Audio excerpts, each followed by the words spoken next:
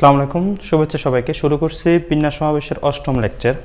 দেখো একটু প্লিজ, এখানে কিছু ফর্মুলা লেখা আছে, যে ফর্মুলাগুলোর ব্যাখ্যা হয়তো এখন দিব না, বাট অঙ্ক করার সময় আমি দেখাচ্ছি। যেমন দেখো, এন সংখ্যক যখন বিন্দু বা ভুজ সংখ্যা এন, তখন ত্রিভুজ সংখ্যা হচ্ছে NC3, চতুর্ভুজ সংখ্যা NC4, এভাবে করে কিছু আমি ফর্মুলা লিখেছি। তাহলে অঙ্ক করার সময় একটু দেখতে পারবো আমরা। খেয়াল করো প্লিজ। যেমন 12 বাহু বিশিষ্ট সমতলিক ক্ষেত্রের কৌণিক বিন্দুগুলো সংযোগে কতগুলো ত্রিভুজ গঠন করা যায় এবং কতগুলো কর্ণ গঠন করা যায়। তাহলে দেখো, আমরা যখন ত্রিভুজ গঠন করব তখন কি হয়, তিনটি বিন্দু যোগ করলে একটা কি পাওয়া যায়, ত্রিভুজ পাওয়া যায়, রাইট? যে কোনো তিনটি বিন্দু যোগ করলে কি পাওয়া যায়, একটা ত্রিভুজ পাওয়া যায়। তো এখন খেয়াল করো, তোমার বিন্দু আছে কয়টি, 12টি। তাহলে 12টি বিন্দুতে ত্রিভুজ কয়টা হতে পারে, মনে করি এরকম অনেকগুলো বিন্দু আছে, ঠিক আছে, অনেকগুলো বিন্দু আছে। তা ত্রিভুজ গঠন করা যাবে কতটি, এভাবে করে আমরা প্রতি তিনটা যোগ করলে এটা কী পাবো, ত্রিভুজ পাবো, রাইট? এভাবে করে এটা, যেমন এই তিনটা বিন্দু যোগ করলে একটা ত্রিভুজ পাবো। এরকম কয়টি ত্রিভুজ পাবো, তাহলে প্রতি তিনটা করে নিলে কয়টা হবে, একটা করে ত্রিভুজ হবে। তাহলে 12টা বিন্দু থাকে, যদি আমি তিনটা নিই তাহলে 12C3 পাই। ওকে, তারপর কর্ণ সংখ্যা। এখন খেয়াল করো, কর্ণের সংখ্যার ক্ষেত্রে আমরা একটা কর্ণ কীভাবে বের করো, যেমন একটা 4টা বিন্দু থাকলে আমরা যেমন এটা একটা চতুর্ভুজ, রাইট? এটা একটা চতুর্ভুজ, 4টা বিন্দু। তাহলে এগুলো আমরা কর্ণ হবে কয়টি, 2টি। খেয়াল করো, কিন্তু এখানে এটাও কর্ণ নয়, এটাও কর্ণ নয়, এটাও কর্ণ নয়, এটাও কর্ণ নয়। তাহলে 4টা বাহু থাকলে কর্ণ কত হবে, তখন আমরা বলি কি এরকম 4C2 - 4। খেয়াল করো, 6 - 4 দ্যাট ইজ 2টি। অর্থাৎ এইগুলো যে সাইডগুলো আছে সেই সাইডগুলো কি নয়, কর্ণ নয়। যার কারণে তাহলে দেখো NC2 - 2, NC2 কত, 4। তাহলে 4C2 - 4, তাহলে টোটাল কর্ণ পাওয়া যাবে কয়টি, 4টি, 2টি। খেয়াল করে প্লিজ। তাহলে যদি তোমার কি হয়, বাহু যদি কি হয় n সংখ্যক হয়, তাহলে কর্ণ পাওয়া যাবে NC2 - n, NC2 - n। দেখো এখানে এগুলোর সংযোগে চতুর্ভুজ কয়টা গঠন করা যাবে, তাহলে চতুর্ভুজ কয়টা গঠন করা যাবে, আমরা সেই প্রশ্নটা বললাম আমরা 12C4, প্রতি 4টা বিন্দু নিয়ে আমরা একটা চতুর্ভুজ বানাতে পারবো। তাহলে 12C4, তারপর ক্যালকুলেশন করে যত আসে। ওকে, যেমন 12 × 11 × 10 × 8 বা এটার ফ্যাক্টরিয়াল 4 ফ্যাক্টরিয়াল মানে হচ্ছে 24, ভাগ করো 2 2 4 বার। ওকে, তারপর দেখো 40কে 11 দ্বারা গুণ করো, তাহলে কত হয়, যত হয় আর কি, 0, যেমন 4, এদিকে হচ্ছে কত, 0 4। ওকে, তাহলে 4 4 4 440টা চতুর্ভুজ পাওয়া যাবে। ওকে, তাহলে আমরা এখন দেখবো, একটু খেয়াল করো প্লিজ। তাহলে চতুর্ভুজ বের করার উপায় হচ্ছে কি, NC4, ত্রিভুজ গঠন করতে হলে NC3, আর দেখো কর্ণর সংখ্যা বললে NC2 - n, কারণ যতটা বাহু ততটা কি নয়, যেমন এটা চতুর্ভুজের ক্ষেত্রে এইগুলো কি নয়, কর্ণ নয়। তাহলে প্রতি দুইটা কৌণিক বিন্দু যোগ করলে এটা কি পাবো, কর্ণ পাবো। প্রতি দুইটা কৌণিক বিন্দু যোগ করলে এটা কি পাবো, কর্ণ পাবো। যার কারণে NC2 - n লিখি। এখন দেখো 12টা বিন্দু হলে ছেদবিন্দু কয়টা পাওয়া যাবে, তাহলে ছেদবিন্দুর ক্ষেত্রে কি বলে আমরা, প্রতি দুইটা বিন্দু মিলে একটা কি ছেদবিন্দু, প্রতি দুইটা সরলরেখা মিলে একটা কি ছেদবিন্দু। তাহলে 12C2 হবে আর কি, ঠিক আছে? ছেদবিন্দু বললে কত হবে, 12C2। তাহলে খেয়াল করে, এখানে অনেকের কাছে একটা প্রশ্ন থাকে যে আমরা এখানে সমাবেশ করলাম, বিন্যাস করলাম না কেন। যেমন দেখো, তিনটা বিন্দু, মনে করো তোমার কাছে জাস্ট তিনটা রেখা আছে ABC। একটা যদি আমরা ত্রিভুজ বানাই এরকম, একটু খেয়াল করো যে ABC, তাহলে দেখো এটাকে তুমি যদি এভাবেও লিখো যে ABC, এভাবে যদি লিখো, এটাকে 6টা প্যাটার্নে লিখতে পারবে। এটা তুমি লিখো ABC, এভাবে যদি লিখো, দেখো এখানে যতভাবে লিখো না কেন, ত্রিভুজ কিন্তু আসলে একটা। সো যার কারণে ত্রিভুজের ক্ষেত্রে ত্রিভুজ গঠন করা, চতুর্ভুজ গঠন করা, পঞ্চভুজ গঠন করা, যত রকম জিওমেট্রিক ফিগার গঠন করো না কেন, সেখানে বিন্যাস হয় না, সেখানে হবে কি, সমাবেশ। এটা অনেকেই বুঝে না, কেন আমরা বিন্যাস ইউজ করি না, এখানে সমাবেশ ইউজ করি। কতভাবে ঘুরানো যায় বা কতভাবে সাজানো যায় সেটা বলা হয় না, জাস্ট জ্যামিতিক ফিগারটাই আমার ড্র করতে হবে বা কতভাবে আঁকা যাবে। ওকে, যেমন এই অঙ্কটা একটু খেয়াল করো, কোনো বহুভুজের কর্ণ সংখ্যা 44, ওই বহুভুজের বাহুর সংখ্যা কত। তাহলে বহুভুজের কর্ণ সংখ্যা যদি আমরা বাহুর সংখ্যা যদি কি বলি, n বলি, তাহলে কর্ণ সংখ্যা হচ্ছে কত, NC2 - n, দ্যাট ইজ হচ্ছে কত, 44। এখান থেকে ক্যালকুলেশন করো, এটাকে আমরা যেমন NCR এর ফর্মুলা হচ্ছে কি, n factorial by r factorial n - r factorial. তাহলে এখন NC2 - n কর্ণ সংখ্যা যেহেতু আমরা ফর্মুলা পেলাম এখানে কর্ণ সংখ্যা, তাহলে n/2 - n = 44।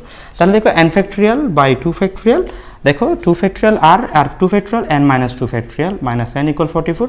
তাহলে ক্যালকুলেশন করে দেখো এখানে আমরা n ফ্যাক্টরিয়ালকে, যেমন এখানে n - 2 ফ্যাক্টরিয়াল আছে, আমরা সেটাকে কি করলাম n × n - 1 × n - 2 ফ্যাক্টরিয়াল করলাম। দেখো অনেকেই এটা যদি ক্যাচ করতে না পারে আমি বলছি, দেখো যেমন 5 ফ্যাক্টরিয়ালকে কত লিখতে পারি আমরা, 5 × 4 × 3 × 2 × 1। এখন খেয়াল করো, এটাকে চাইলে আমরা 5 × 4 ফ্যাক্টরিয়াল বলতে পারি এতটুকু, রাইট? অথবা এটাকে আমরা 5 × 4 × বাকিটাকে এতটুকুকে 3 ফ্যাক্টরিয়াল বলতে পারি।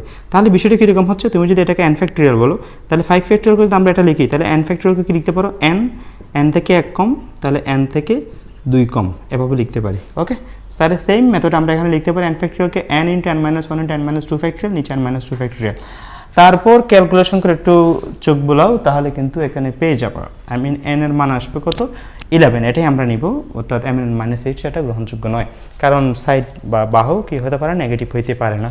তাহলে আমরা বুঝতে পারছি এখানে যে জিনিসটা সেটা হলো কি, দেখো কর্ণ সংখ্যা 44, তাহলে ওই বহুভুজের বাহুর সংখ্যা হবে কত, 11টি। ওকে, তারপর দেখো কোনো সমতলে 15টি বিন্দু আছে, 15টি বিন্দুর মধ্যে এদের মধ্যে 5টি বিন্দু একই রেখায় অবস্থিত, 5টি বিন্দু একই রেখায় অবস্থিত, এদের সংযোগে কতগুলো সরলরেখা গঠন করা যাবে, কতগুলো ত্রিভুজ গঠন করা যাবে। তাহলে খেয়াল করো, 15টা বিন্দু মনে করো, 1 2 3 4 5 6 7 8 9 10, তারপর দেখো 1 2 3 4 5, এখানে 5টা বিন্দু একই রেখায় অবস্থিত। তাহলে 5টা বিন্দু যদি একই রেখায় অবস্থিত হয়, তাহলে এরা দেখো 1 2 3 4 5টা বিন্দু একই রেখায় অবস্থিত। তাহলে 5টা বিন্দু যদি একই রেখায় অবস্থিত, তাদের দ্বারা একটা সরলরেখা গঠিত হবে, বাকি যে কোনো 2টা বিন্দু যোগ করলে আমরা একটা সরলরেখা পাবো, এভাবে করে। তাহলে সরলরেখার সংখ্যা হবে কত, যে 15টা বিন্দু যোগ করলে তাহলে কয়টা সরলরেখা পাওয়ার কথা, 15c2।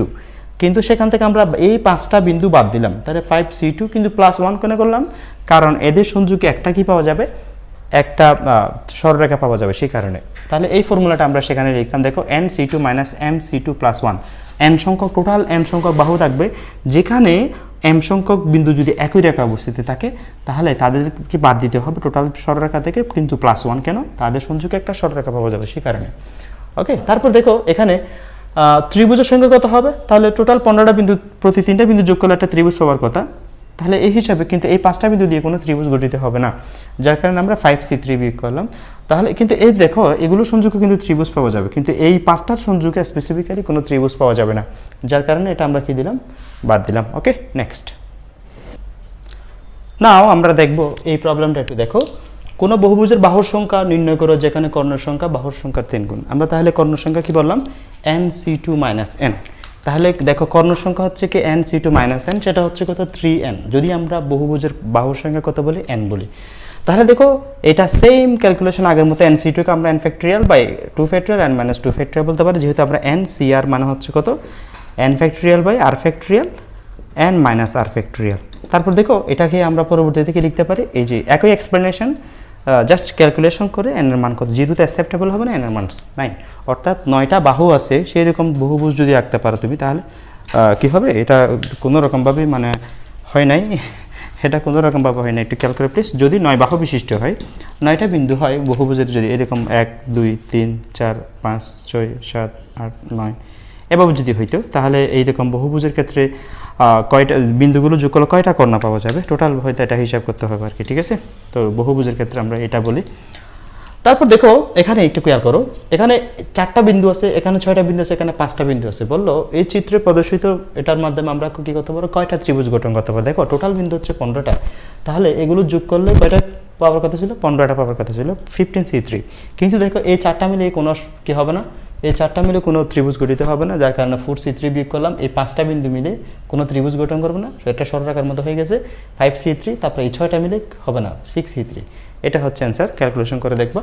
তারপর দেখো 2টি বৃত্ত এবং 3টি সরলরেখা সর্বোচ্চ কয়টি বিন্দুতে ছেদ করতে পারে। দেখো একটু, 2টি বৃত্ত এবং 3টি সরলরেখা, তাহলে আমরা যদি সরলরেখা নিয়ে 2টি সরলরেখা কয়টা বিন্দুতে ছেদ করতে পারে, একটা বিন্দুতে ছেদ করতে পারে।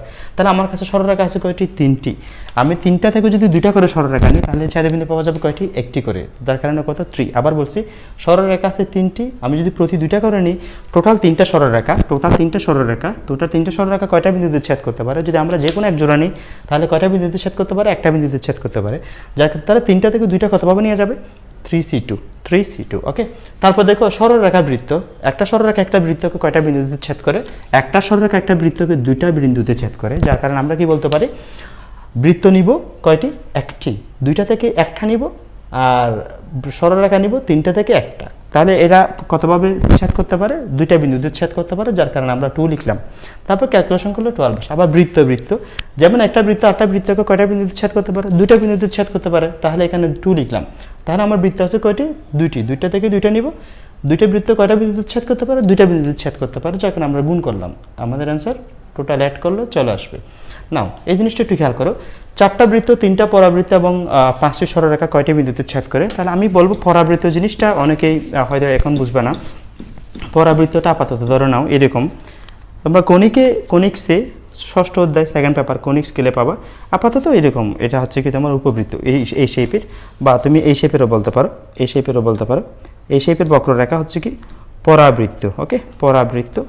আমরা 2nd পেপারে গেলে এগুলো নিয়ে বিস্তারিত কথা বলবো। আপাতত ধরে নাও এরকম কার্ভ হচ্ছে কি পরাবৃত্ত, এরকম কার্ভ হচ্ছে কি পরাবৃত্ত। ওকে, তাহলে দেখো 4টা বৃত্ত, 3টি পরাবৃত্ত এবং 5টি সরলরেখা সর্বোচ্চ কয়টি বিন্দুতে ছেদ করতে পারে।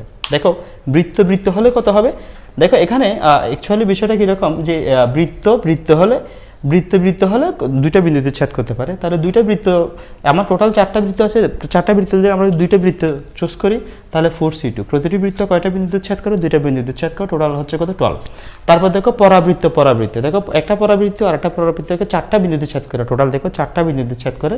তাহলে আমার 3টা পরাবৃত্ত আছে, 3টা থেকে দুইটা নিলে তাহলে ছেদ করে কয়টা বিন্দুতে, 4টা বিন্দুতে। ওকে, তারপর সরলরেখা একদম সহজ, একটা সরলরেখাকে একটা বিন্দুতে ছেদ করে, তাহলে 5টা থেকে দুইটা নিলে কয়টা করে ছেদবিন্দু পাওয়া যাবে, 10টা করে ছেদবিন্দু পাওয়া যাবে।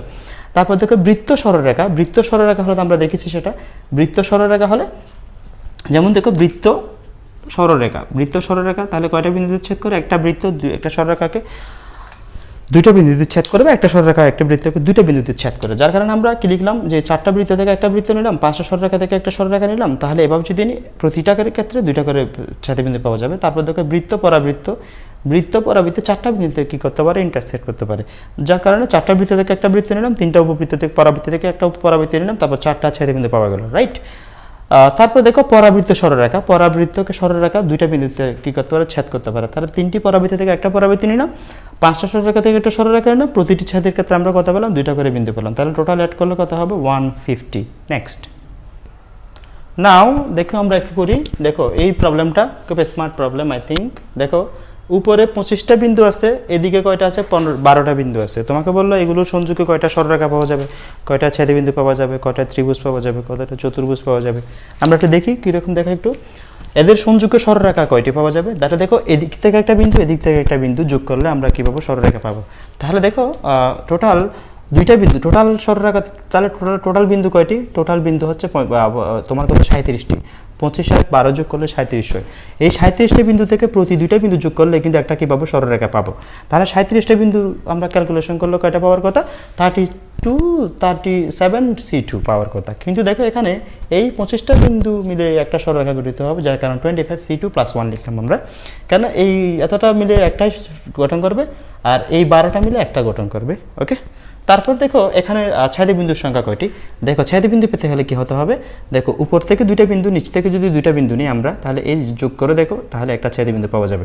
তাহলে উপর থেকে দুইটা নিব, নিচ থেকে দুইটা নিব, তারপর আমাদের ক্যালকুলেশন করলে চলে আসবে। তারপর দেখো ত্রিভুজ কয়টি গঠন করা যায়, এখন ত্রিভুজ গঠন করতে হলে কি হতে হবে, দেখো এটা দুইটা প্রসিডিউরে করা যায়, আমি দেখাচ্ছি। দেখো টোটাল 37টা বিন্দু আছে, তাহলে প্রতি তিনটা করে বিন্দু যোগ করলে একটা ত্রিভুজ পাওয়ার কথা ছিল, কিন্তু দেখো এখানে আমরা 25C3 এটা কিন্তু বাদ দিলাম। দেখো কারণ এই 25টা বিন্দু মিলে কিন্তু কোনো ত্রিভুজ গঠন করা নাই, এই 12টা মিলে বিন্দু মিলে কোনো ত্রিভুজ গঠন করা নাই, এগুলো বাদ দিলাম। অথবা তুমি একটা স্মার্ট এই সিস্টেমটা করতে পারো, দেখো উপর থেকে একটা বিন্দু, নিচ থেকে দুইটা বিন্দু, তাহলে একটা ত্রিভুজ এভাবে গঠন করা যায়।